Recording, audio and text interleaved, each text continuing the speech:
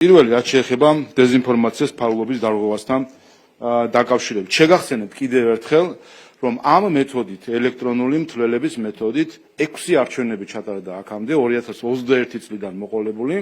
არც ერთ არჩევნებზე არავის პრეტენზია არ ქონია ფარულობასთან დაკავშირებით, არც ამ არჩევნებზე არავის პრეტენზია არ ქონია ბიულეტენებთან, ეგრეთ წოდებულ მელანთან დაკავშირებით რაიმე პრობლემა არ ქონია, მხოლოდ 5 დღის თავზე ვინაიდან სხვა არგუმენტი ვერ ნახეს, მოიფიქრეს ეს როგორც საბაბი.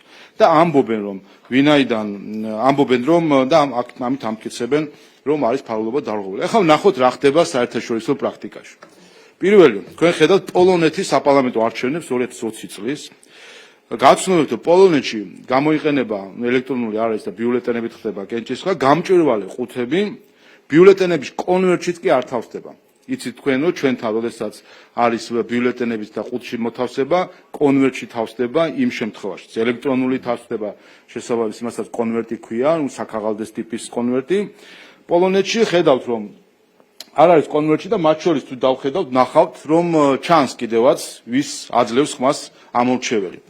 ანუ რა უნდა თქვა საიას, რომ პოლონეთში ფარულობაა დარღვეული და უნდა 2020 წლის საპარლამენტო არჩევნები გაუქმდეს. შემდეგი ბულგარეთის საპარლამენტო არჩევნები 2024 წლის. აქაც გამჭვირვალე 5 ბიულეტენები კონვერტში არ თავსდება. როგორც ხედავთ, ჩანს ვის ნომრები პარტიის და არჩევანი ამომრჩევლებს. ანუ რას ფიქრობს ახალგაზრდა იურისტთა ასოციაცია, მისი დამფინანსებელი ევროკავშირის წევრი ბულგარეთის საპარლამენტო არჩევნები უნდა გაუქმდეს. სულ ახლახან ერთი კვირის წინ იყო ლიეტუვის 2 კვირის წინ საპარლამენტო არჩევნები. აი ახლახან იყო. ნახევრად გამჭვირვალე 5 არის, ადრე გამჭვირვალე ქონდათ, ბიულეტენები კონვერტში არ თავსდება. და ხედავთ ამ შემთხვევაშიც,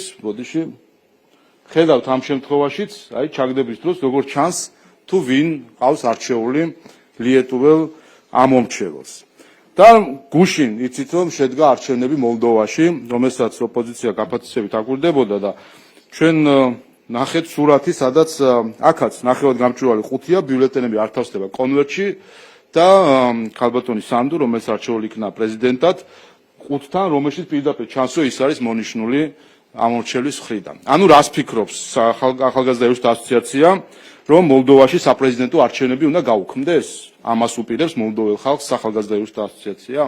ეს კიდევ ერთხელ აჩვენებს, თუ რამხელა თაღლითობასთან გვაქვს უკვე საქმე ზოგიერთი NGO-ს მხრიდან, როდესაც ვეღარ პოულობენ ვერც ერთ არგუმენტს თავისი პოლიტიკური მიზნების განსახორციელებლად და ეჭიდებიან ხავს, ოღონდ ხავს, რომელიც უკვე დიდი ხანია დანახული აქვს ქართველ ხალხს.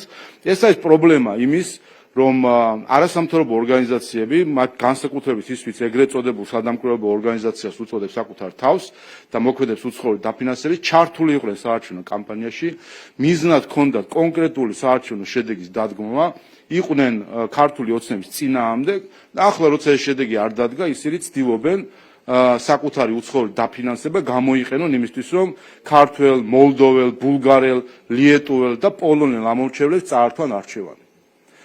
იმიტომ რომ ეს არის ზუსტად სინამდვილეში, რასაც ემსახურება ეს ბოდვა, რომელსაც ჩვენ ახალგაზრდა იურისტთა ასოციაციასგან ვისმენთ და მე ეს არაერთხელ თქვი. ეს უკვე აღარ არის პრობლემა ერთი არასამთავრობო ორგანიზაციის. ეს არის პრობლემა იმ დონორების, რომელიც აი ამ თაღლითურ დასკვნების შესაძლებლობას აძლევენ ასეთ ორგანიზაციებს, რომელიც პირდაპირ დეზინფორმაციულად ცდილობენ წაართვან არჩევანი ქართველ ხალხს. ამიტომ დონორების პასუხისმგებლობა არის და ვეღარ გაიქცევიან ამჯერად ამ პასუხისმგებლობას და მინდა რომ ყურადღება მიაქციონ, რომ მათი ფულით ხდება დემოკრატიის ძირის გამოთხრა.